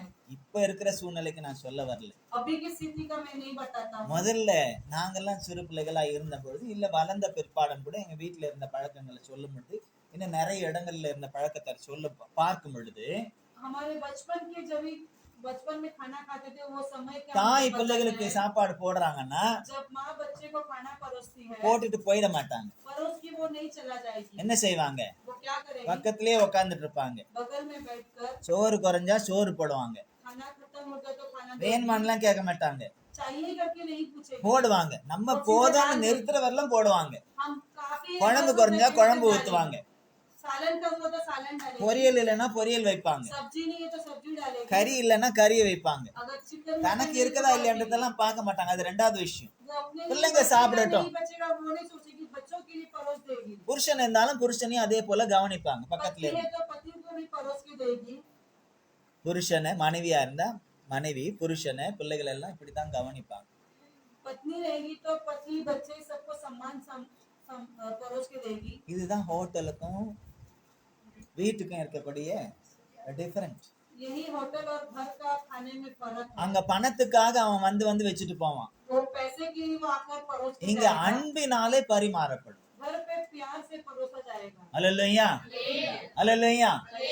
சேர்ந்து சாப்பிடுற அந்த சந்தோஷம் இருக்கு பாருங்க. जब हम मिलकर एकत्र கஞ்சா खाते हैं, वो இருந்தாலும் खुशी, भले वो जूना கஞ்சி खाना हो, ஊறுகாயா இருந்தாலும் या गंजी और या இல்ல अचार கூழோ हो, வேற எதுவா இருந்தாலும் या कोई भी खाना அந்த हो, சேர்ந்து சாப்பிடும் பொழுது जब एकत्रित होकर खाएंगे तो அதுல இருக்கக்கூடிய ஒரு சந்தோஷம் उसमें जो मिलता है आनंद எவ்வளவு கோடி பணம் கொடுத்து ஹோட்டல்ல போய் சாப்பிட்டாலும் கிடைக்கும்.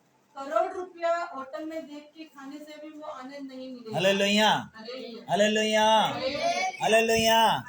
ஆனா இன்னைக்கு நடைமுறையில நம்முடைய வீடுகள்ல இப்படிப்பட்ட குடும்ப சூழ்நிலை இருக்கிறதா? लेकिन ऐसी परिस्थिति हमारे घर में अभी है क्या? இல்ல ஹோட்டல் நடத்திக்கிட்டு இருக்கோமா? क्या हम होटल चला रहे हैं अभी? கொஞ்சம் யோசித்து பாருங்க. थोड़ा याद करके देखिए।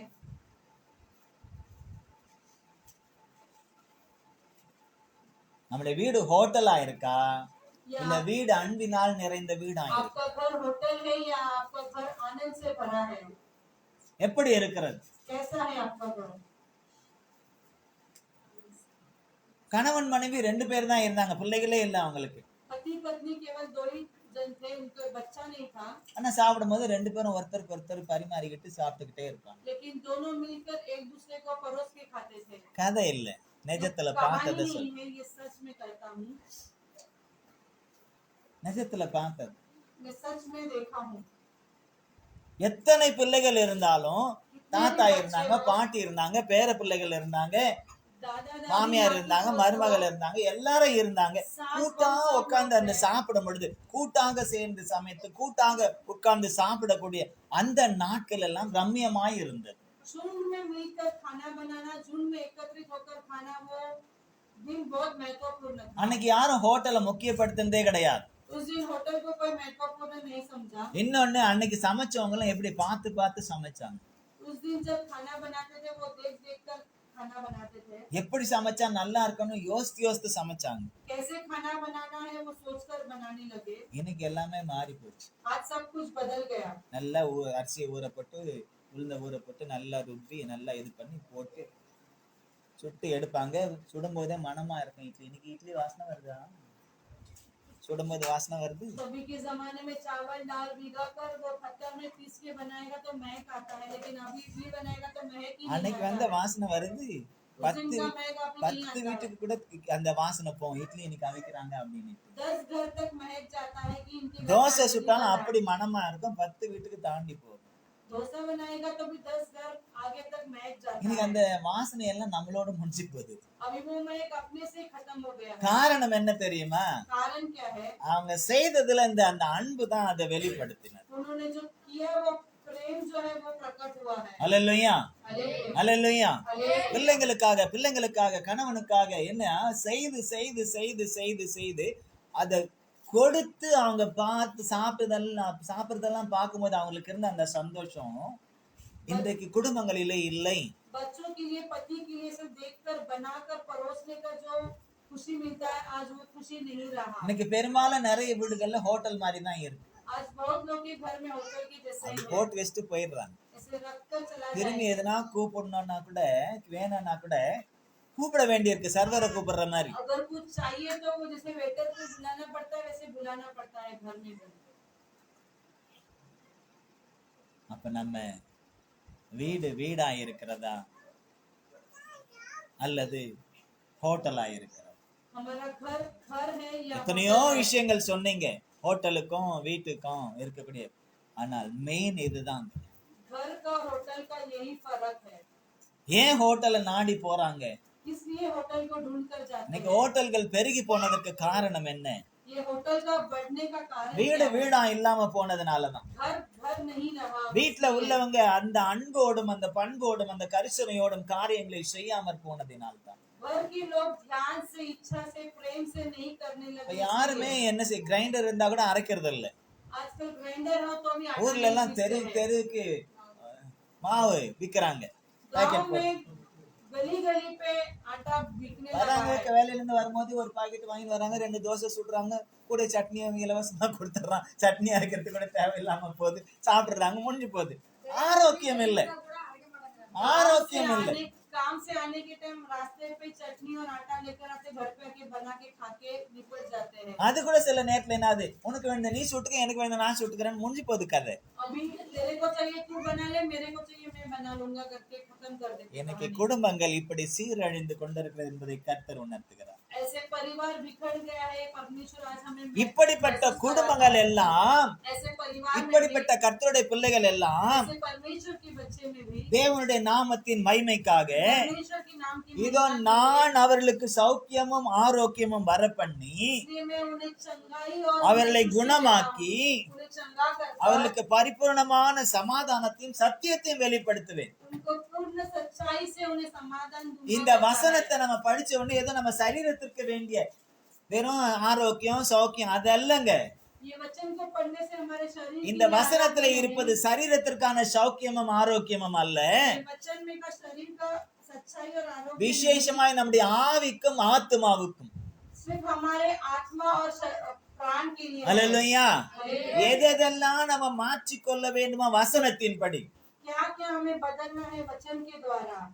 நான் வசனத்துல இல்லாததை சொல்லல, मैं वचन के बाहर का नहीं बताता हूँ, அல்லது நடந்திராத காரியங்களை சொல்லல. जो नहीं संभव है वो कार्य को नहीं बताता हूँ। கர்த்தர் உணர்த்துகிறதை சொல்லுகிறேன். परमेश्वर जो मुझे प्रकट करता है இன்றைய वो बताता है। நடைமுறையும் எப்படி இருக்கிறது, கடந்த காலத்தில் இருந்த நடைமுறைகள் எப்படி இருந்தது. अभी की स्थिति और पिछले की स्थिति कैसे है मैं वो இந்த बता रहा हूँ। வேதம் ये शास्त्र जो है எல்லா காலத்திலும் உண்மையானது. ये सभी काल में सच्चाई से நம்முடைய प्रकट करता है। முற்பிதாக்கள் காலத்திலும் இதுதான் வேதம். हमारे पूर्वजों में भी यही हमारे நம்முடைய தாய் शास्त्र தகப்பன் था। காலத்திலும் இதுதான் வேதம். हमारे माता पिता के समय இன்றைக்கு में भी நம்முடைய यही காலத்திலும் शास्त्र है। இதுதான் வேதம். आज हमारे समय में நமக்கு भी यही பின் शास्त्र உண்டாகக்கூடிய है। சந்ததிக்கும் இதுதான் வேதம். हमारे पीछे की पीढ़ी இதுல के लिए எந்த यही மாறுதலும் शास्त्र है। இல்லை. इसमें कोई இதுல बदलाव இருந்து नहीं है। எதையும் மாற்றவும் முடியாது. ये कोई बदल नहीं மாற்ற सकता। நினைத்தால் கர்த்தர் அவளை அழித்து விடுவார். अगर कोई बदलना चाहेगा तो परमेश्वर उसे नष्ट कर देगा। அல்லேலூயா, हालेलुया। அல்லேலூயா. அவர் நேற்றும் இன்றும் என்றும் மாறாது. वो कल आज और युगानुयुग कभी नहीं அவருடைய बदलने வார்த்தைகளும் वाला। மாறாது. उनका वचन भी அவருடைய नहीं கிரியைகளும் बदलेगा। மாறாது. उसका क्रियाएं அவருடைய नहीं சத்தியம் बदलेगा। மாறாது. उसकी सच्चाई அதனால नहीं தான் बदलेगी। சொல்றாரு, கடைசியிலே முடிக்கும்போது சத்தியத்தை வெளிப்படுத்துவேன். इसलिए अंत में कहा है कि मैं सत्य को சௌக்கியத்துல प्रकट உள்ள करूंगा। சத்தியம் என்ன, मैं सच्चाई को प्रकट ஆரோக்கியத்துல இருக்கக்கூடிய சத்தியம் என்ன, करूंगा। आरोग्य में क्या सच्चाई है? குணமாக்குதல இருக்கக்கூடிய சத்தியம் என்ன, पूरी चंगाई में क्या சமாதான सच्चाई है? பரிபூர்ணமான சமாதானத்துல இருக்கக்கூடிய சத்தியம் என்ன. पूरी शांति में क्या सच्चाई है? சௌக்கியம்னா நான் அப்படியே ஹாயா, நான் ரொம்ப ஹாயா, எந்த பிரச்சனையும் இல்லாம நான் வாழறேன், அதெல்லாம் சத்தியம். मैं आरोग्यदायक हूँ करके मैं अच्छे से हूँ, वो सच्चाई नहीं। ஆரோக்கியம்னு சொன்னா நான் ரொம்ப சுகத்தோட இருக்கேன் அப்படின்றது அல்ல, அதெல்லாம் சத்தியம். मैं पूरी चंगाई से हूँ करके उससे नहीं कहते हैं। குணமாக்குதல் என்று சொன்னால் ஏதோ வியாதியிலிருந்து பலவீனத்திலிருந்து நான் குணமான, அதெல்லாம் சத்தியம். चंगाई करूंगा मतलब कोई अब दुर्बलता से बलवीन से अपनी அதை விட बीमारियों से नहीं। மேலானது ஒன்று இருக்கிறது. उससे भी अधिक बढ़कर कहा है। நம்முடைய ஆத்மாவிலும் हमारे प्राण को, நம்முடைய ஆவியிலும். हमारी आत्मा को। அதனாலதான் ஆவி ஆத்மா சரீரம்னு சரீரத்தை பின்னுக்கு வைத்தார் தேவன். इसलिए हमारी आत्मा, प्राण और शरीर को पीछे रखा है। தேவன் ஏன் இதுதான் முதல் வந்தது, சரீரம் தான் முதலால் உருவாக்கப்பட்டது. शरीर ही पहले बनाया है। அதுக்கப்புறம் ஆவியை கொடுத்தாரு. उसके बाद आत्मा दिया அந்த है। ஆவிக்கு அப்புறம் ஆத்மா உருவானது. उसके बाद प्राण दिया ஆனால் இப்போ வரும் பொழுது எப்படி சொல்லுகிறார் है। लेकिन என்றால், अभी कैसे कहते हैं? ஆவி प्राण, ஆத்மா சரீரம். आत्मा, प्राण और शरीर। ஆமென்.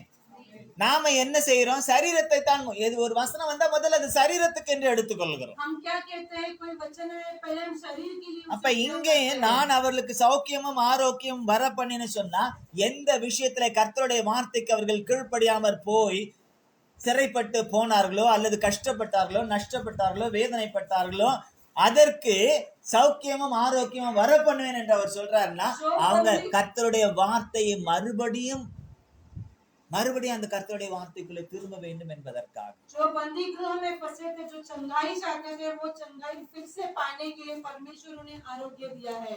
அல்லேலூயா, हालेलुया। அல்லேலூயா, அல்லேலூயா. அப்ப சௌக்கியமும் ஆரோக்கியமும் என்பது चंगाई और इलाज जो है டாக்டர் கிட்ட போனா கிடைக்காது. डॉक्टर के पास जाने से नहीं இந்த मिलेगा। ஆவிக்கும் ஆத்மாவுக்கும் ये आत्मा और ஏன் प्राण சரீரத்திலும் கூட சில விஷயங்கள், को, शरीर के कुछ कार्य को, சரீரத்துல சாதாரண வைரஸ்னால பாக்டீரியாவால வியாதி வந்தா டாக்டர் கிட்ட போனா சரியாயிடும். शारीरिक तौर से कोई बैक्टीरिया वायरस है तो डॉक्टर के पास जाएगा तो उसका इलाज होगा।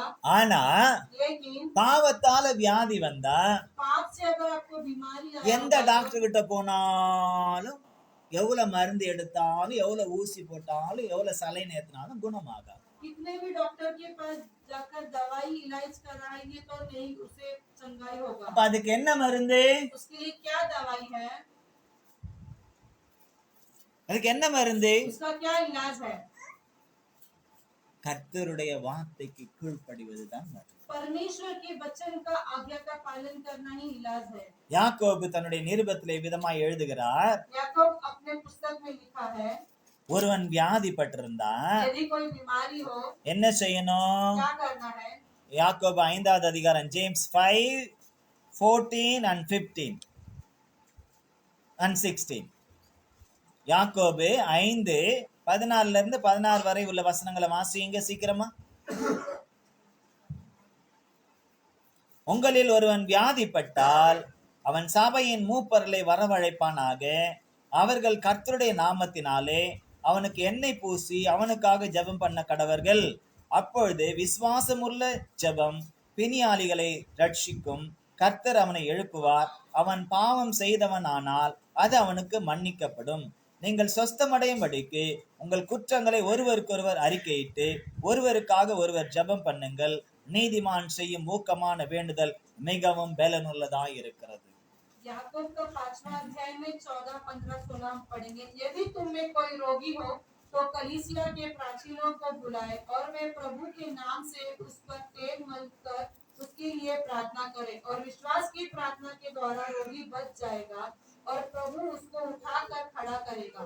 और यदि उसने पाप भी किए हो तो उनकी भी क्षमा हो जाएगी। इसलिए तुम आपस में एक दूसरे के सामने अपने अपने पापों को मान लो और एक दूसरे के लिए प्रार्थना करो जिससे चंगा हो जाओ। धर्मी जन की प्रार्थना के प्रभाव से बहुत कुछ हो सकता है। இங்கு நாம என்ன வாசிக்கப்பட்டதிலிருந்து அறிந்து கொள்ளுகிறோம்? यहाँ हम जो वचन पढ़े उसमें हम क्या जानते हैं?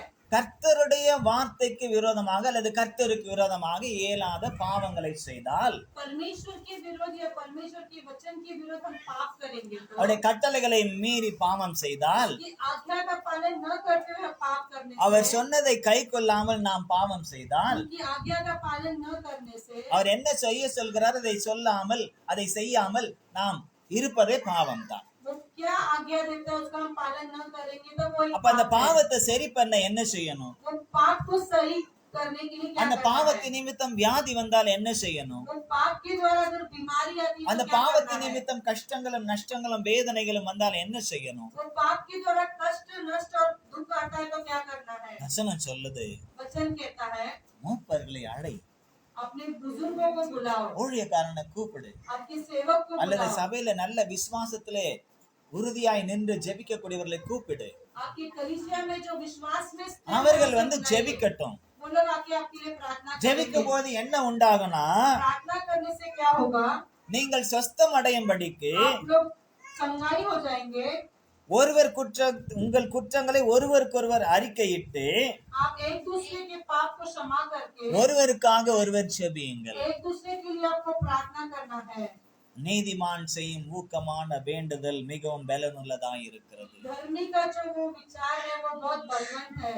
ஒருவருக்கொருவர் அறிக்கை செய்யணுமா? एक दूसरे को अपने पाप को இந்த मान வியாதி लेना ஏன் है। வந்ததுன்னு கேட்கும் பொழுது, ये बीमारी किस लिए आया जब पूछोगे, அது ஏன் வந்ததுன்னு கர்த்தர் உணர்த்துவார். वो किस लिए आया परमेश्वर आपको प्रकट உணர்த்தும் करेगा। பொழுது, जब प्रकट करेगा இந்த तब, பலவீனம் ஏன் வந்தது என்று உணர்த்தும் பொழுது, जब ये दुर्बलता प्रकट இந்த करेगा கஷ்டமும் तब, நஷ்டமும் ஏன் வந்தது என்று உணர்த்தும் பொழுது, जब ये दुख तकलीफ आपको किस लिए आया वो प्रकट करेगा இந்த तब, பிரச்சனைகள் ஏன் வந்தது என்று உணர்த்தும் பொழுது, ये समस्याएं क्यों आए जब प्रकट करेगा, உடனே அறிக்கை செய்ய தயாரா இரு. तुरंत उसे अपने क्षमा करने मांगने के लिए तैयार होना है। தாவீது ஒரு பாவத்தை செய்தார், दाऊद ने एक पाप किया, மறைவாகத்தான் செய்தார். उसने छिपकर पाप किया। மனுஷனுக்கு மறைவாய் இருந்தது, वो मनुष्य को छुपकर कर தேவனுக்கு सकता மறைவாய் है, இல்லை.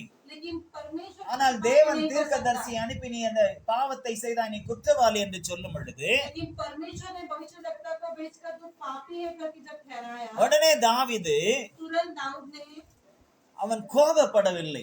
वो गुस्सा नहीं हुआ, அதுவும் சொன்னது தனியா கூப்பிட்டு சொல்லல. वो अकेले में बुलाकर नहीं कहा। சிங்காசனத்திலே அவர் வீற்றிருக்கிறார், கொல்லு மண்டபத்திலே வீற்றிருக்கிறார், அந்த இடத்துல போயிட்டு தீர்க்கதரிசி கடிந்து கொள்கிறார். वो सिंहासन में बैठा है, वहां पर जाके वो शिक्षा देता है। தாவீதுக்கு கோபம் வரணும்னா வரலாம். दाऊद को गुस्सा आना चाहिए था। இந்த தீர்க்கதரிசிக்கு கொஞ்சம் கூட அறிவு இல்லையா? क्या ये भविष्यद्वक्ता को अक्ल नहीं है क्या? ஏன் தனியா கூப்பிட்டு சொல்லக்கூடாதா? क्या मुझे अकेले में बुला के बताना चाहिए था? நாம அந்த அதானே சொல்லுவோம். हम रहेंगे तो हम यही ऐसे பாஸ்டர் எல்லார் முன்னாலையும் போட்டு உடைச்சிட்டார். मास्टर जी सब्जी सब लोगों के सामने तोड़ நான் दिया என்னமோ है। மடுக்கா பானை தூக்கி உடைச்ச மாதிரி मैंने जिसे मटका को तोड़ दिया वैसे போட்டு உடைச்சிட்டார். सब बात बता दिया।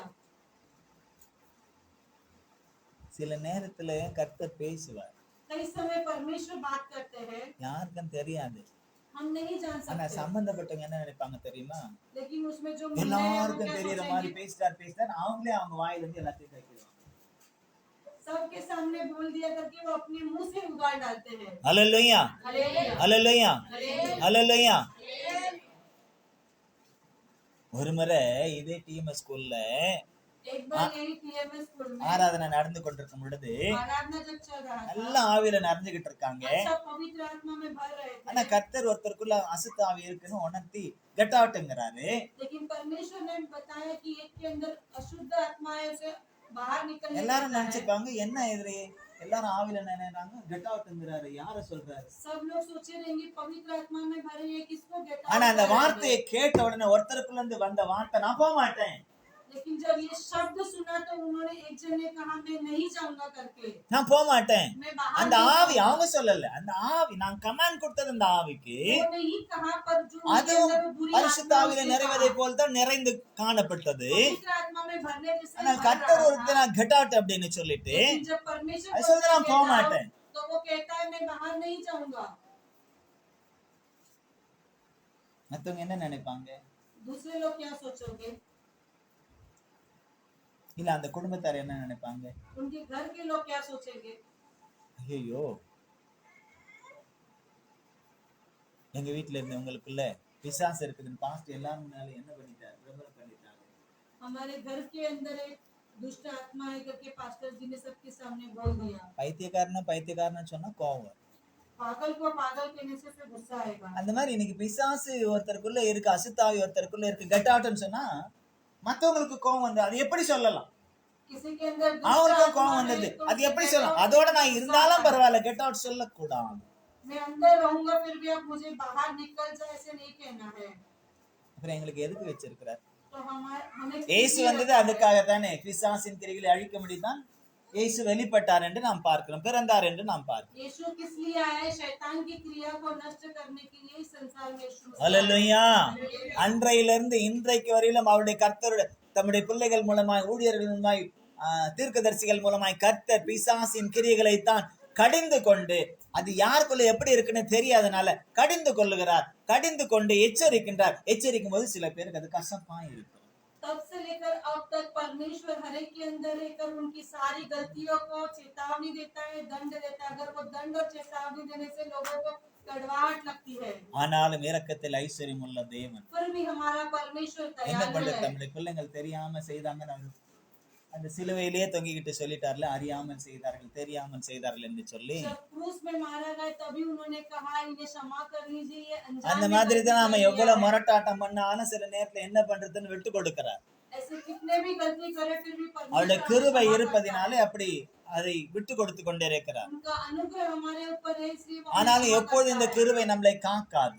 उनका अनुग्रह हमेशा हमारे கிருபையை நாம் போக்கடிக்கிறவர்களாம் இருக்கக்கூடாது. उनका कृपा को जो हमें அந்த पीछे கிருபையை नहीं நாம் करना பற்றி है, கொள்ள வேண்டும். उस कृपा को हमें प्राप्त करना है। சில பேர் நினைக்கிறாங்க கிருபை இருக்கு காப்பாத்துறோம், கிருபை இருக்கு காப்பாத்துறோம். கிருபை எல்லா காலத்திலும் காப்பாத்தாதுங்க. उनका कृपा, उनका अनुग्रह हमारे लिए हमेशा रक्षक नहीं அந்த करेगा। கிருபையை போக்கடிக்க கூடிய அளவுக்கு சில விஷயங்கள் மிஞ்சி போகும் என்று சொன்னால், उनकी कृपा को और तुच्छ जानने के से कुछ बड़ा कार्य करने से இயேசு கிறிஸ்து கூட தப்பிவிக்க முடியாது. यीशु मसीह भी आपको आकर नहीं बचाएगा, ஏன்னா அவரே சொல்லிட்டு போயிருக்கிறார். क्योंकि उन्होंने कहकर गया है। நல்லா கவனிங்க, மத்தேயு எழுதின சுவிசேஷத்துல நீங்க வீட்டுல போயிட்டு வாசித்தீங்கன்னா தெரியும். मत्ती रचित सुसमाचार में पढ़ेंगे तो पता चलेगा, என் பிதாவின் சித்தப்படி செய்யாமல் मेरे पिता की इच्छा के अनुसार ना करने என்னை से நோக்கி பார்த்து கர்த்தாவே கர்த்தாவேன்னு கூப்பிட்டா, मेरे और देखकर पुकारेंगे हे परमेश्वर करके, உங்க நாமத்துல தான் நான் பிசாசு துரத்துனேன், तेरे नाम से ही मैं शैतान को உமது भगाया நாமத்தினால हूँ, தான் தீர்க்க தரிசனம் तेरे சொன்னேன், नाम से ही मैं भविष्यवक्ता உமது किया हूँ, நாமத்தினால தான் இதை செஞ்சேன் அதை செஞ்சேன்னு तेरे சொன்னாலும் नाम से मैंने ये कार्य किया वो कार्य कहने என் से भी, பிதாவின் சித்தத்தின்படி நீங்க செய்யலைன்னா यदि मेरे पिता की इच्छा के अनुसार न உங்களை करो, அறியேன்னு சொல்றார். मैं तुझे नहीं जानता हूँ करके कहेगा। என்ன சொல்றாரு? तो क्या कहेगा, உங்களை அறியேன் என்று சொல்லுவேன்னு சொல்றார். मैं नहीं जानता हूँ करके कहेगा। தெரியுமா எங்க இருக்கு அந்த வசனம்? आप जानते हो कि वो वचन किधर है? தெரியுமா தெரியாதா? அதை நல்லா குறிச்சு வச்சுக்கோங்க. ஏன்னா சில பேர் நினைக்கி நிறைய பேர் கிருபை கிருபை கிருபைன்னு கிருபையே பறிச்சுக்கிட்டு கிருபை என்ன காப்பாத்திர, என்ன செஞ்சாலும் கிருபை என்ன காப்பாத்திரும் அப்படின்னு நினைக்கிறாங்க. இதை வாசித்து பாருங்க 6வது அதிகாரத்துல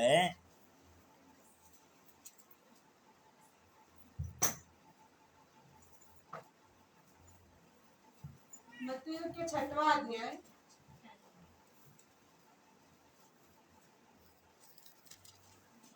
சாரி 7வது அதிகாரம் 7वां अध्याय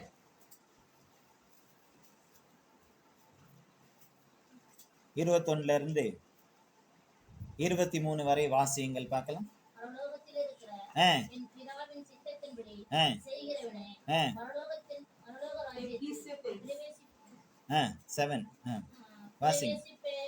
பிரவேசிப்பேயானால் பிரவேசிப்பானே அல்லாமல் என்னை நோக்கி ஆ, கர்த்தாவே கர்த்தாவே ஆ, என்று சொல்லுகிறவன் அதில் பிரவேசிப்பதில்லை. ஆ, அந்நாளில் ஆ, அநேகர் என்னை நோக்கி ஆ, கர்த்தாவே கர்த்தாவே ஆ, உமது நாமத்தினாலே ஆ, தீர்க்க தரிசனம் உரைத்தோம் அல்லவா, ஆ, உமது நாமத்தினாலே ஆ, பிசாசுகளை துரத்தினோம் அல்லவா, ஆ, உமது நாமத்தினாலே ஆ, அநேக அற்புதங்களை செய்தோம் அல்லவா ஆ, என்பார்கள். ஆ, அப்பொழுது நான் ஆ, ஒரு காலம் ஆ, உங்களை அறியவில்லை, ம், அக்கிரமம் செய்கிறாரே ஆ, என்னை விட்டு அகன்று போங்கள் என்று ஆ. அவர்களுக்கு சொல்லுவேன். நான் ஒரு காலம் உங்களை அறியவில்லை, मैं कभी नहीं जाना हूँ அக்கிரம செய்கைக்காரரே अकर्म करने वालों, என்னை விட்டு அகன்று போங்கள் என்று சொல்லுவேன் என்று எச்சரித்திருக்கிறார். मेरे पास से चले जाओ करके चेतावनी दिया। யாரை பார்த்து சொல்றாரு இங்க? किसे देखकर कहता है? அந்நியர்களை பார்த்து சொல்லலங்க, अन्य लोगों को देखकर नहीं कहा, என்ன பார்த்து கர்த்தாவே கர்த்தாவேன்னு கூப்பிடுறவன், मुझे देखकर ए परमेश्वर पुकारने என் वाला, நாமத்தினால தீர்க்க தரிசனம் சொன்னவன், मेरे नाम से भविष्यवाणी என் कहने वाला, நாமத்தினால பிசாசுகளை துரத்தினவன், तेरे नाम से दुष्ट आत्माओं को என் निकालने நாமத்தினால वाला, அநேக அற்புதங்களை செய்தவன். तेरे नाम से बहुत अचंभा काम किया नहीं।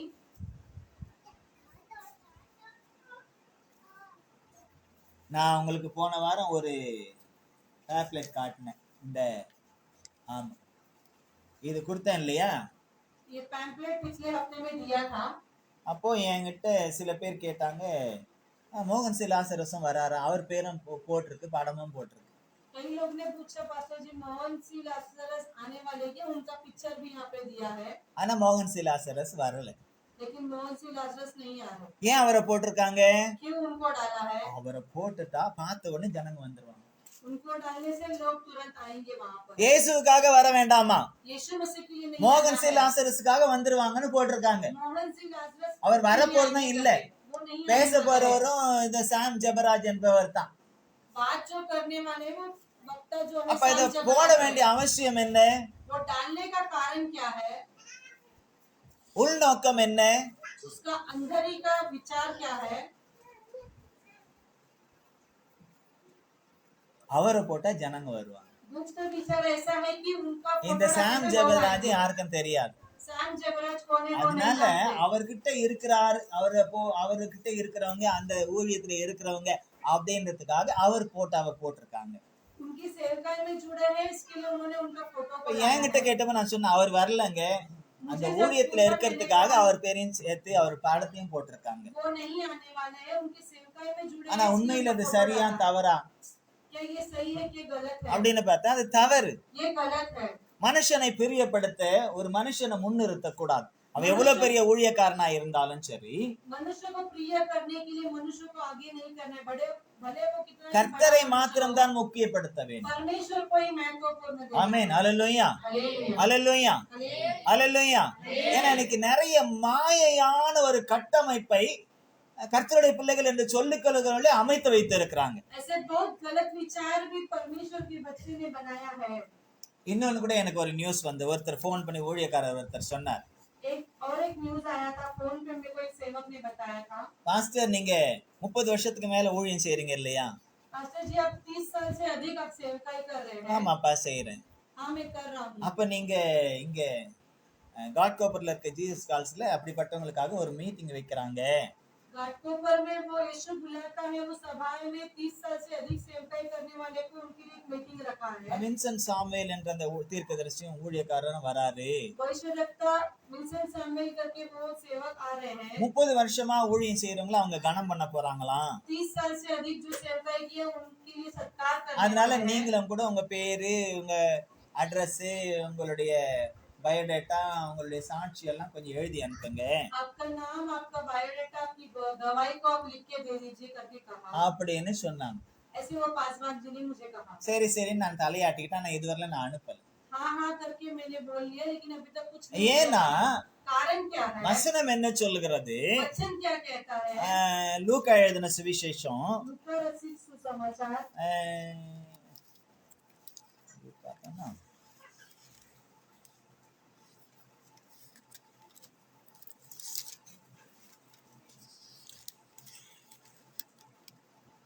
இல்ல, யோவான் எழுதின சுவிசேஷம் यूहन्ना का सुसमाचार 12வது அதிகாரம் 12वां अध्याय 26வது வசனத்துல சொல்லப்படுகிறது.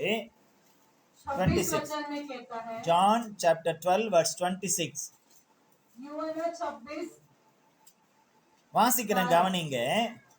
ஒருவன் எனக்கு ஊழியம் செய்கிறவனானால் என்னை பின்பற்ற கடவன். நான் எங்கே இருக்கிறேனோ அங்கே என் ஊழியக்காரனும் இருப்பான். ஒருவன் எனக்கு ஊழியம் செய்தால் அவனை பிதாவானவர் கனம் பண்ணுவார்.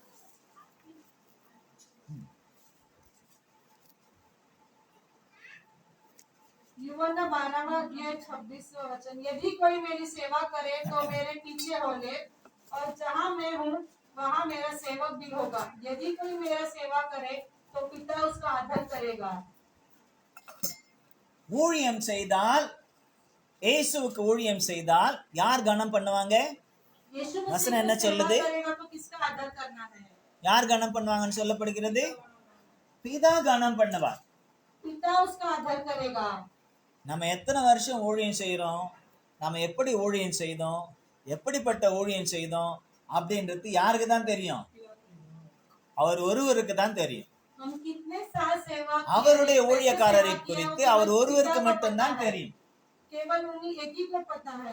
உலக பிரகாரமாக இப்படி நாங்க 30 வருஷமா ஊழியம் செய்யறவங்களை நாங்க கனம் பண்ண போறோம்ன்றவங்களுக்கு என்ன குறித்து ஏதாவது தெரியுமா?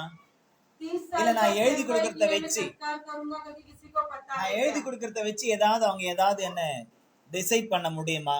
मेरा इतिहास को देखकर वो के निर्णय ले இன்னொன்னு, सकते हैं क्या? அந்த அப்படிப்பட்ட கனம் சரியானது தானா? क्या वो आदर करना वो सही है क्या? ஏன்னா இன்னைக்கு பெரும்பாலும் என்ன நடக்குதுன்னா, अभी आजकल क्या होता है, இப்படி கூட்டுவாங்க, நிறைய பேரை கூட்டுவாங்க. ऐसे बहुत लोगों को एकत्रित करते हैं. ஊழியக்காரரை கனம் பண்றதுதான் ஊழியக்காரர்ல கூட்டுவாங்க. सेवक लोग को आदर करने के लिए एकत्रित करते அது हैं. அப்படியே வீடியோ எடுப்பாங்க, ऐसे वीडियो निकालेंगे, அப்படியே போட்டோ ஷூட் நடத்துவாங்க. ऐसे फोटोशूट होगा. ஏதாவது ஒரு சின்ன ஒரு வந்துட்டு போனதுக்கு சாட்சியம் ஏதாவது ஒரு சின்ன ஒரு அன்பளிப்பு கொடுப்பாங்க. आकर गए इसके लिए प्रेम का भेंट एक छोटा सा देंगे. இது அப்படியே ஃபுல்லா வீடியோ எடுத்து வெளியில அனுப்பிடுவாங்க. ऐसे पूरा वीडियो निकाल कर बाहर भेज देंगे. அவங்களுக்குன்னு சில ஸ்பான்சர்ஸ் இருப்பாங்க. उनके लिए बहुत स्पॉन्सर लोग रहते हैं. அவங்களுக்கு அனுப்பிட்டு उनको देखकर ₹1 செஞ்சுட்டு ₹1 खर्च कर कर 1000 செஞ்சதா கணக்கு காட்டி वहाँ पे 1000 रुपए खर्चा किया करके वहाँ पे हिसाब बताकर வசூல் பண்ணிக்குவாங்க. वहाँ से वसूल कर लेंगे. நான் யாரையும் தப்பு சொல்லல, मैं किसी को गलत नहीं कहता हूँ. இன்னைக்கு நடைமுறையில அது நடந்துகிட்டு இருக்கு. ऐसे आजकल के जमाने में चल रहा है. அப்ப உண்மையா அது ஊழியக்காரனை கனம் பண்ணுவது ஏதோ இன்னைக்கு எல்லாமே ஒரு பிசினஸா மாறி போச்சு.